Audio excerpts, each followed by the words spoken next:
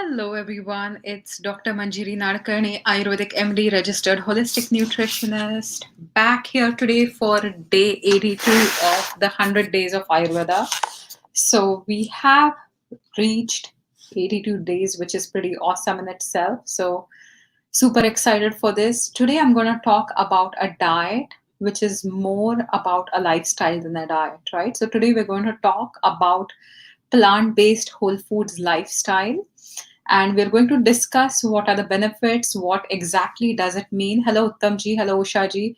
So this topic is requested by Uttam ji, so that's why I thought I'll discuss and I'll try to talk about whole foods approach. And whole foods plant based is like one of the best approaches that you can have. I think I typed it in the reverse ways. It's like whole foods plant based or plant based whole foods, however you want to kind of talk about it.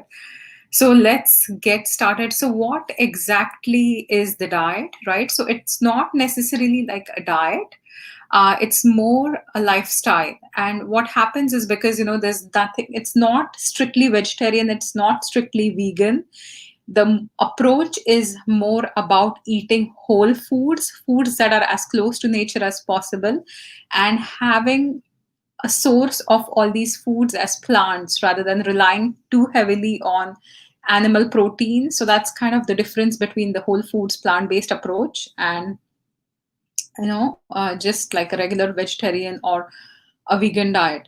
So one of the biggest mistakes that I have seen when people transition to either vegetarianism or veganism without getting enough information about their foods. And I've also seen a few people, before I went to nutrition school, I was connecting with, or in the nutrition school, I was connecting with other nutritionists. And there was a very good friend of mine, who transitioned from a meat and potatoes diet to a vegetarian diet, right? And then she became vegan and she started feeling extremely sick, though her diet was much healthier, as that you would think, than animal products, right? But the problem was she was relying heavily on processed pastas. She was relying heavily on breads with peanut butter because she had no idea what to eat.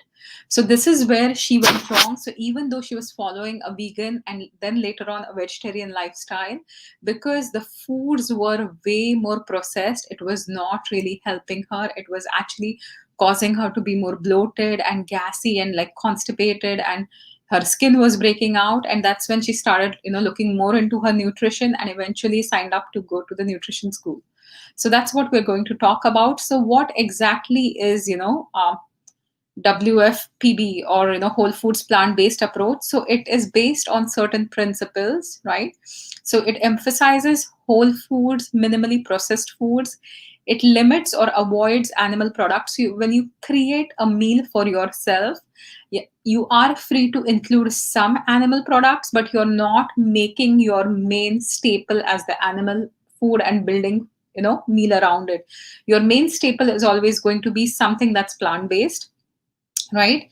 You're going to focus on different plants, different vegetables, fruits, grains, legumes, seeds, nuts, and everything that's plant sourced.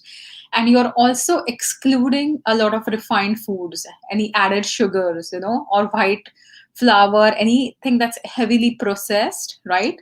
So like granolas and different junkier foods that are disguised as health foods, you are going to avoid those as well when it comes to this approach.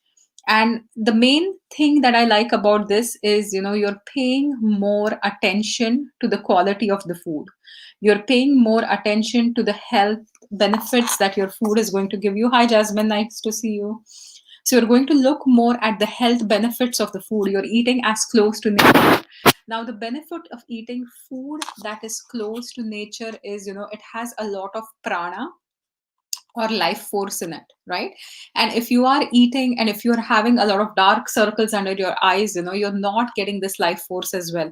If you lack the vitality, if you're exhausted after eating, if you're tired and you're on a vegetarian or a vegan diet, I think you're eating a lot more processed foods, or either your digestion is a mess and that's why you're not processing foods, right? So the quality of food 100% matters when it comes to food. This is pretty much what my diet is all about. So I cook most of my meals from scratch. The one thing that I use liberally is Thai curry paste. But even the Thai curry paste that I use doesn't have a lot of preservatives added in it. So I've tried to find a cleaner one that I could. um, all my vegetables, or I don't use bottled sauces to make like any Indian dishes or kormas. Most of my sauces, or all my sauces, are from scratch, right? So that is something to pay attention to, that when you start being on a health journey, it is very easy to fall into traps by the health food industry, or the way things are marketed to make you healthier, right? Granolas are marketed to be super healthy, or energy bars. People rely heavily on Cliff bars. People rely heavily on different foods, and those have a time, and when you can eat those, like if you're a super active, if you're athletic, if you have a big game coming up, like a sport or something that you play, of course, the Cliff bars are going to help you, the energy balls are going to help you. But if you're sitting on your desk all day and you're eating tons of sugar, chances are it's going to harm you, right? So that is where a whole foods approach is extremely important. So I know a lot of you are watching this video. I can see the number of people that have signed up or are watching this. So please say a quick hi, if you are watching this live. If you are watching this as a replay, you can post a hashtag as replay at any point of time. If you have questions for me, put it in the comment section, and I'll make sure, come back and answer to it if I don't get to all the questions right away, right? So this is what we talked about, whole foods plant-based approach, that it is not really a vegetarian or a vegan diet. It is dominant in vegetarian foods, it's dominant in vegan foods, but calling it just a vegetarian diet or a vegan diet, so it does give you a lot of flexibility, right? It does give you different options, so you don't have to like really focus too crazily on, okay, I'm not going to eat this, I'm going to eat this. But it's also a really healthier approach, right? So rather than focusing too much on unhealthy foods because you're following a certain thing, even like keto or something, you could go for way processed things, right? Like you can go for bacon and all that, and no matter how healthy they say it is, it can often create a lot of damage. So when you're eating foods that are extremely close to nature, when you're eating foods that are really beneficial to your body, that's when the magic starts happening, and that's when you can really get on track of being on, like, on the health path, right? So so you can eat eggs to a certain amount, you can have small amounts of fish or animal products, you can have seafood, you can have shellfish or different things, but you have to make sure they're not super processed, right? So if you are trying like a whole foods approach, you are not going to buy egg mixes in like cartons or something, because they are not whole. Any processed egg mixes, that ready made omelets, and they have like tons of ingredients added, you're not going to do that, because you're going to, like, the whole point is about eating as close to nature, eating as healthy as possible, right? Hi Inderjeet, nice to see you. um, so there are a lot of benefits of this whole foods approach. One of the biggest things is, in North America, obesity has reached pandemic proportions. What happens when you eat lots of processed foods is that, you're getting calories, but you're not getting the nutrients out of it. An example is when you eat like a processed bun, or a bagel, right? You're not getting any B vitamins from that processed bagel. So your body keeps craving those B vitamins. So you're not going to build up your energy reserves. You're going to get calories. If you eat too much bread, you might gain weight, right? You're building up fat, but you're not going to build a lot of muscle, or you're not going to build strength. So that is something to remember, right? Anytime you eat foods that are heavily processed, first of all, according to Ayurveda, prana or life force is diminished with every processing, right? Certain processings are beneficial, like cooking, for example, that's also a sort of processing. But when you are taking all the like husk out of the grains, when you are taking, the fiber out of the grains, the dough might be softer, if you compare like a white bread, but eventually it's not going to be beneficial to you because it's devoid of nutrients, right? It is devoid of anything that will nourish your body.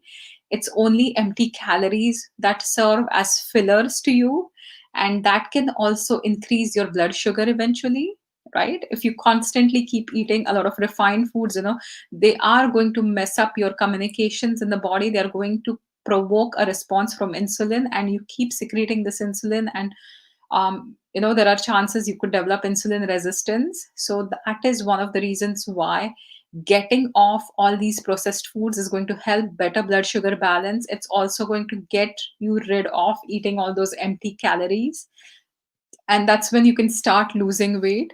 So there are tons of studies done on this, that it can help you lose your weight and really improve your health.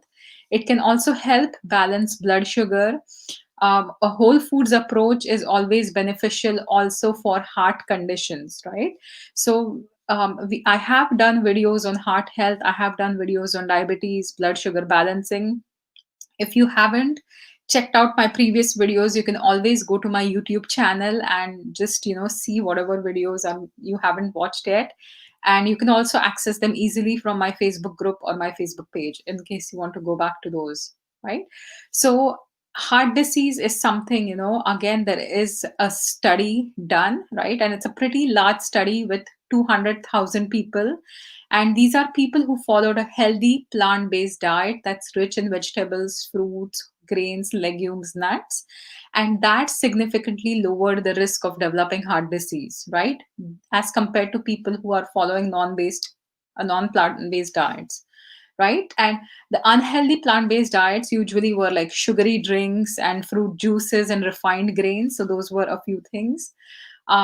Research also shows that a whole foods plant based approach might also reduce your risk of certain types of cancer, right? So colorectal cancer is extremely common, especially with high amounts of red meat.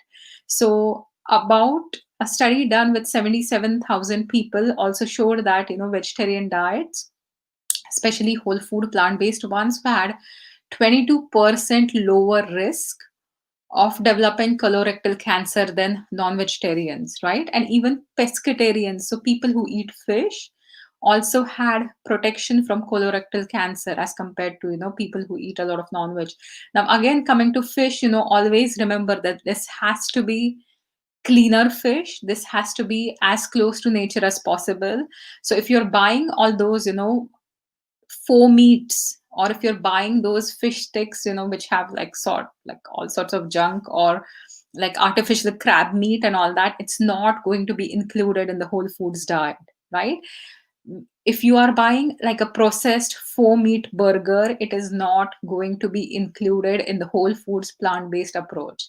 If you make a burger with beans, lentils, chickpeas, black beans, like whatever you want, mushrooms and all that, that can definitely be a whole foods approach. But the moment you put processed food, it is no longer a whole foods lifestyle. It could be plant based, but it is no longer a whole foods lifestyle. So those are some differences you have to understand.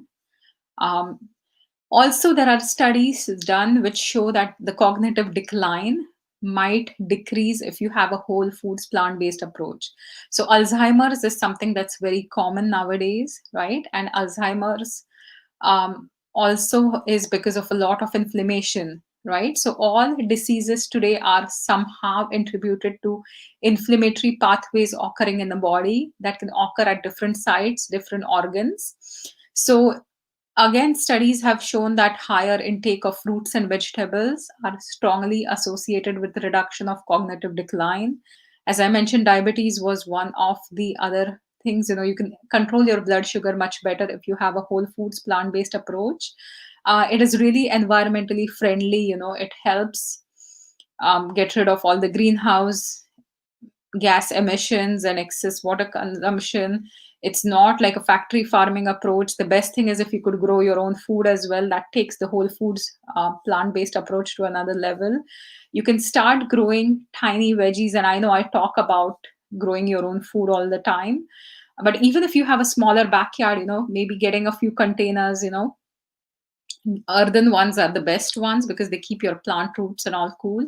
But if you are starting out and if you can't afford, maybe buy some containers from like Goodwill or something, or you can also use any of the big containers that you buy, Epsom salts and all that. I literally reuse those containers for my plants, so that's another option you can do.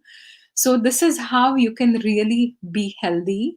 So what are some foods that we can eat on a whole foods plant-based approach? So you can eat any of the fruits, berries, citrus fruits, pears, peaches. You can have different fresh vegetables, leafy greens, whole grains. You can have avocados. You can have olive oil, coconut oil. So try to buy, as close to nature, as least processed as you can. If you are looking for oils, always buy the cold processed ones, right? So if it's sesame oil or if it is, coconut oil, try to buy the unrefined ones, right? So which has not been refined, and try to buy cold pressed ones if you can find the cold pressed ones. When oils are processed with a lot of heat, they can have components that can turn rancid, or that can also turn into trans fats, right? So you have to be a little bit careful. So that's why always getting cold pressed oils will maintain the health of the oil.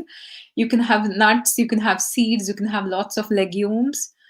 You can have plant based milks if you want, right? You can have spices, herbs, condiments. So there are so many options. Now, when it comes to a whole foods plant based approach, the protein typically is formed by beans and lentils. If you are eating meat, you can have some amount of eggs or fish or some amount of meat of your preference.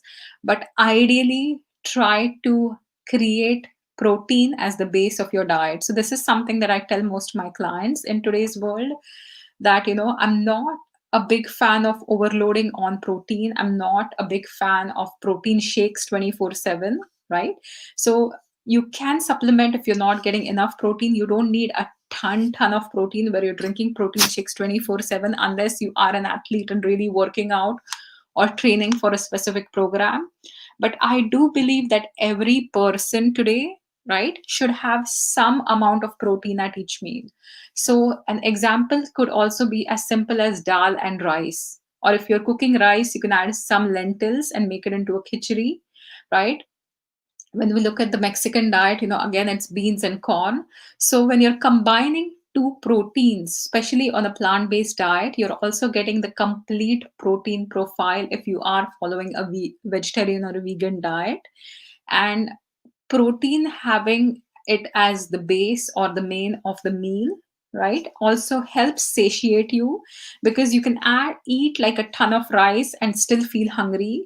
But the moment you add some lentils, the moment you add some beans, the moment you add something that's protein, it's going to fill you up, right? And it's also going to take a little bit more time to digest. So it's not going to spike up your blood sugar. So every meal, if you even take small amounts of protein, but have some protein at each meal. An example would be, if you are someone who's having rice, or quinoa itself is a whole protein, right? So quinoa is totally fine. But when eating rice, have beans on the side, right? Or if you're doing a stir fry with some, rice based noodles or something, you can also have some kind of tofu or tempeh. Again, these are a little bit processed, but it's not easier to get, you know, protein unless you're used to beans and lentils. And I think that's the beauty of growing up in India, that we have tons of lentils and beans. And that's the next question I'm going to answer. Hi, Iti. It's okay. You could always watch this video later, and but thanks for joining in.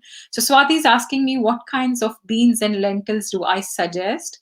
The one thing that I do in my own diet is I keep changing beans and lentils, right? So I use a lot of chickpeas. Um, More than even chickpeas, and kidney beans, I use tons of what is known as moth beans or mung beans. right? So I'll probably do another video on different kinds of beans that I use, and maybe show you, different kinds of beans, and it'll be interesting to see how many beans people use. But there are moth beans, there are black-eyed peas, there are kidney beans, there are chickpeas, mung beans. We have what we call chowli. I don't even know what we call chowli, like red beans.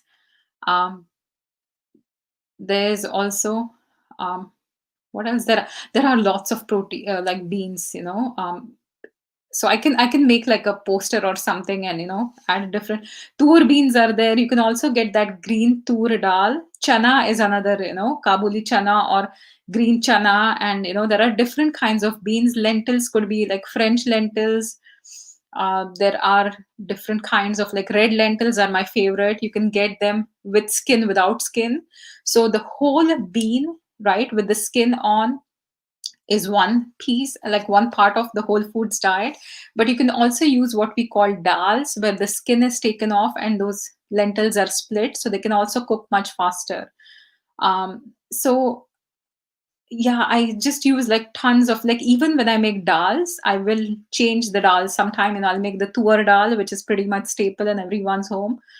I'll make chana dal, or chana is chickpea dal.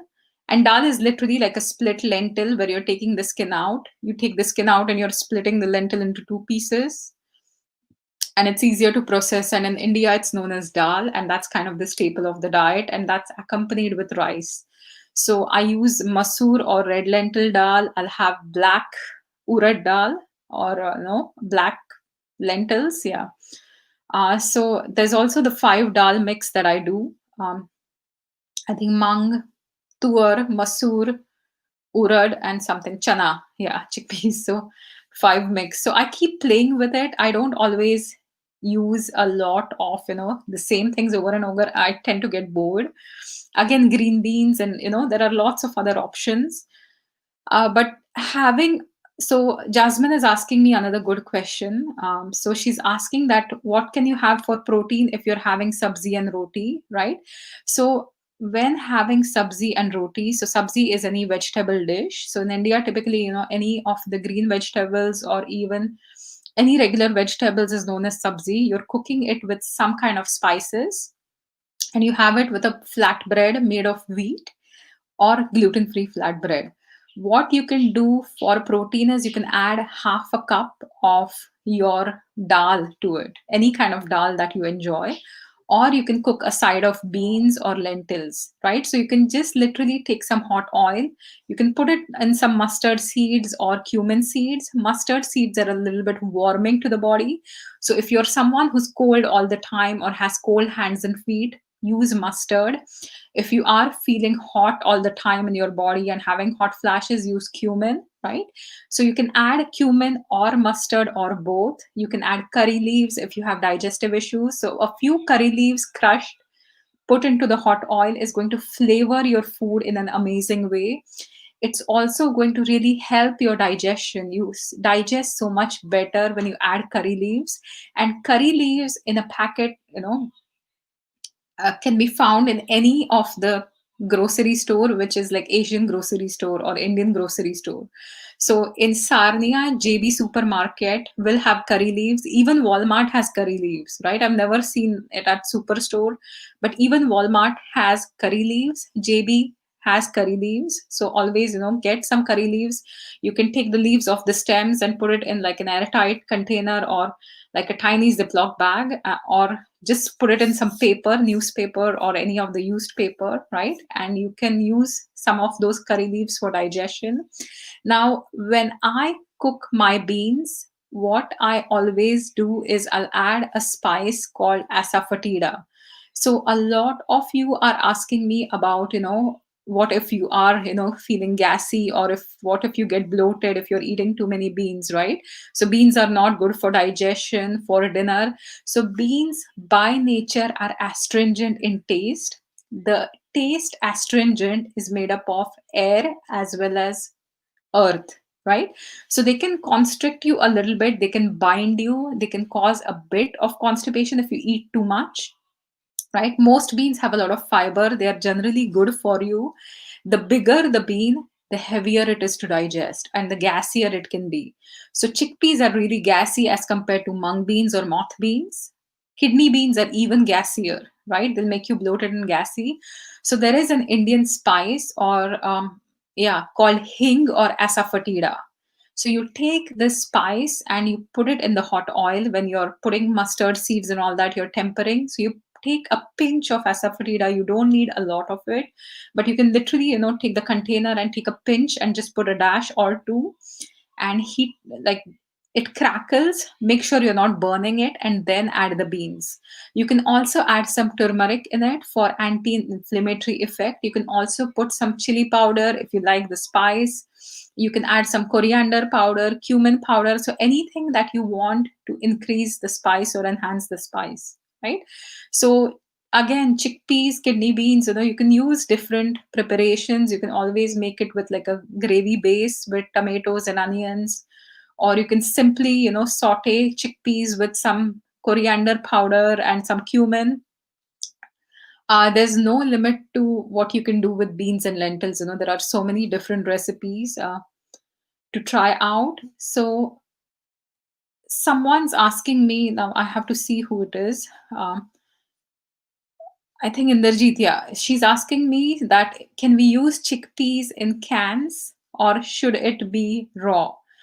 I personally prefer raw, right? I don't like to buy canned chickpeas, but there have been times where I haven't had the time to soak and didn't want to go through all that procedure, especially if I'm cooking in bulk or there's a last minute party or I start cooking somebody last minute and I haven't had the time to prepare. But ideally, what you can do, and this is my favorite way, what I do is I'll soak the chickpeas overnight, and you can literally cook chickpeas in the rice cooker, right? So you can literally cook the chickpeas. You can add water. You can add a little bit of salt. You can also add a few dashes of hing in the water itself and cook it. And another thing that you can definitely do is when you're soaking any beans and lentils, use 1 teaspoon or 1 tablespoon apple cider vinegar, depending on the quantity of the beans, right? So don't soak it in an entire tub of apple cider vinegar. But when you add a tiny amount of apple cider vinegar, the acidity of the apple cider vinegar is going to get rid of the phytic acid. You're going to better absorb the nutrients from it. So when you're soaking it overnight in water, add a spoon of apple cider vinegar. If you don't have apple cider vinegar, add some lemon juice or lime juice. And eating any of the proteins, whether it is, chicken or fish or eggs, eggs not always, unless you make it into a curry, but eat eggs. You can add black pepper as a spice, which will aid the digestion of the protein. But when you're eating any meat or any vegetable protein, sourness acidity helps increase your stomach acid a little bit. It helps you secrete a little bit more stomach acid, and that favors the digestion of proteins. Also, adding spices like ginger and garlic, which are pungent, are also going to help the digestion of protein, right? So it's not about how much protein you get quantitatively, it's about how well you're digesting it. Okay, so, um, so avocado oil is definitely good, right? So how about avocado oil? You can use olive oil, coconut oil, avocado oil for sure, but try to buy cleaner, cold pressed oils whenever you can. You can soak ahead and freeze for sure. Five dal mix is great. Yeah, I absolutely love it. So 60 chat is really good too. So that's an instant snack. Chaat is like one of my favorite things. Is I get the pani puri masala or pani puri spice. So if you are Indian, you know what I'm talking about. If you are not of, um, from India, you might not know what I'm talking about. But there is this amazing tangy spice, which is spicy and tangy at the same time. So it's different. It's a little bit spicier than chaat masala. Chaat masala is another spice that's a little bit sour, tangy, which has raw mango powder, and that helps digestion.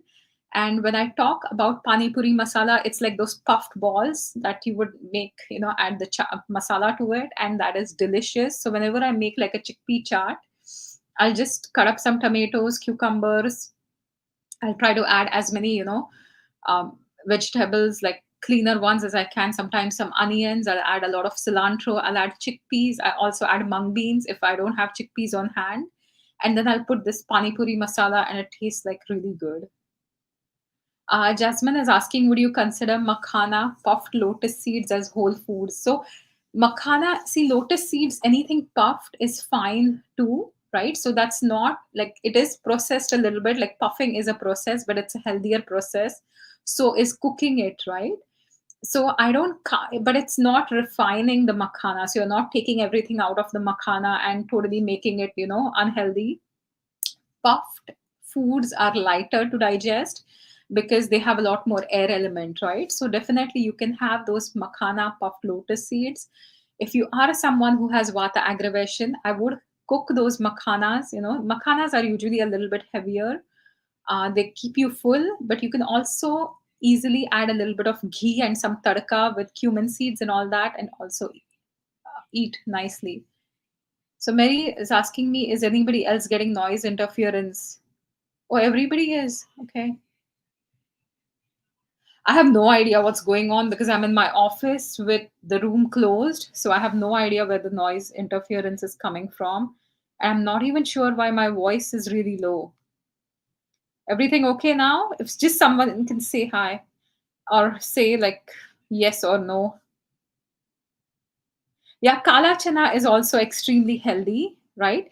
Now, when we talk about grains, right, we've talked about a lot of lentils, but when we talk about grains, again, there are so many different grains as opposed to rice, which is staple for most people. So there is a grain called ragi or fox millet, right? So this ragi is extremely nourishing. This ragi is also extremely, it's really good in iron, it's really healthy, it's good for diabetics as well, right? So what you can do is buy ragi flour. So thank you everyone for letting me know the voice is clear now. So ragi, you can buy a flour and you can put some hot water and maybe make it like a roti, or you can literally soak the grains and blend those the next day, right? So most of the way I eat my food, and I don't always have a lot of time on hand because I just do too many things. But what I'll do is at night, I'll soak up some mung beans. When I wake up in the morning, I'll add those to the blender. I'll add some ginger, I'll add some cumin, I'll add some salt, and I'll make pancakes out of it. So the recipe is on my Instagram. It's also posted on Facebook. If you want, I can repost the recipe. So try that. You can make pancakes, savory pancakes out of lots of grains. You can make savory pancakes out of oats. Oats are also pretty healthy. Try to eat steel cut oats because they have tons of fiber. The more you process the oats, the more nutrition they're going to lose, right? Another few things that will have a lot of health benefits is nuts and seeds. But the one thing to remember is they're also heavy on your digestion.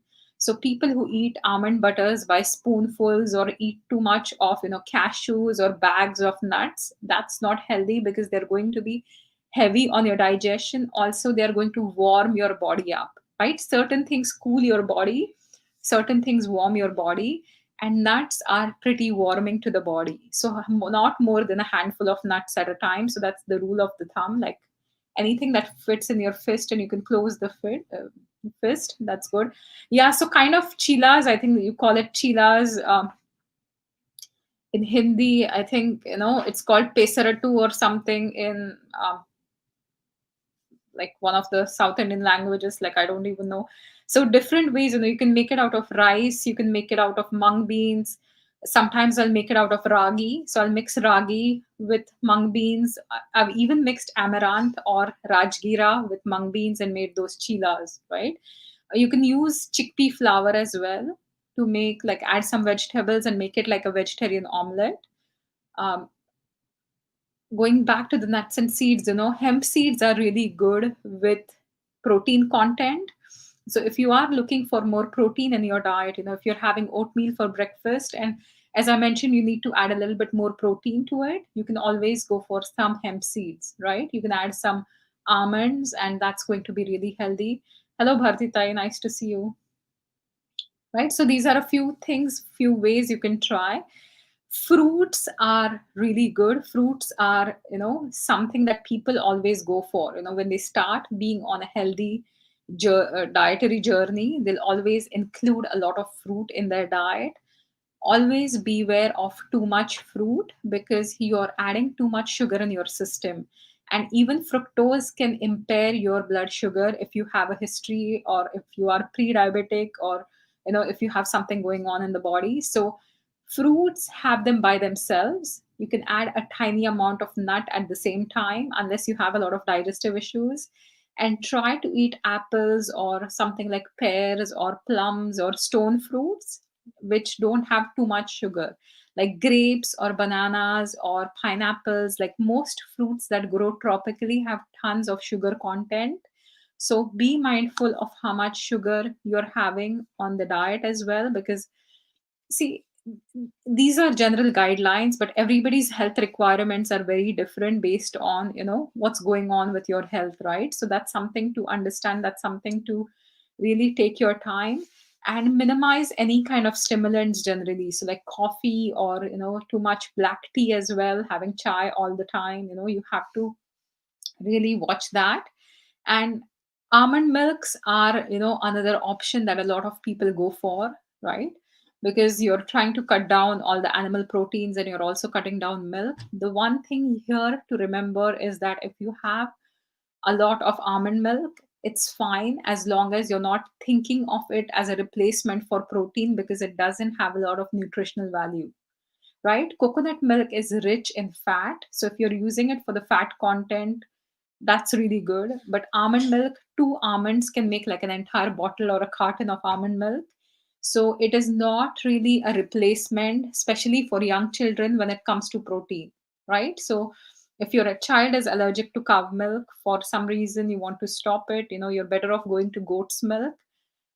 If they're completely relying on milk, if they're eating other foods, it's completely fine, right? So I hope you like today's video. If you have any more questions, you can always post it in the comment section here. I will be talking about intermittent fasting. I think I've done a few videos on it already, but I'll be talking about intermittent fasting once again on Thursday. Next week, I was going to do a talk on migraines, but before that, because we're talking about a plant based whole foods lifestyle, I would love to take 2 days and talk about the Ayurvedic diet, because again, there are a lot of misconceptions about Ayurvedic diet. People are like, oh, I should be eating this, I should be eating according to dosha, not. So, next week, that's what I'm going to aim for. I'll be live tomorrow from the Blue Water Nutrition page at 12:15 in the afternoon for Wellness Wednesday, third episode. Tomorrow, I'm going to talk about zinc and 10 reasons why you need zinc in your diet. So, if you are someone who's focusing on building your immunity or balancing your blood sugar or balancing your hormones or looking for fertility, right? Zinc is one of the vital trace minerals that you can find. And a lot of people are deficient in zinc because not a lot of plant based foods would have zinc, right? So pumpkin seeds do have it, but not too much, right? So we're going to discuss a lot about zinc in tomorrow's video at 12:15 p.m. Uh, Thursday is going to be about intermittent fasting, and next week is all going to be about Ayurvedic diet, part one and part two. First part, we will dispel some myths, and the second part will actually talk about how to plan our diets.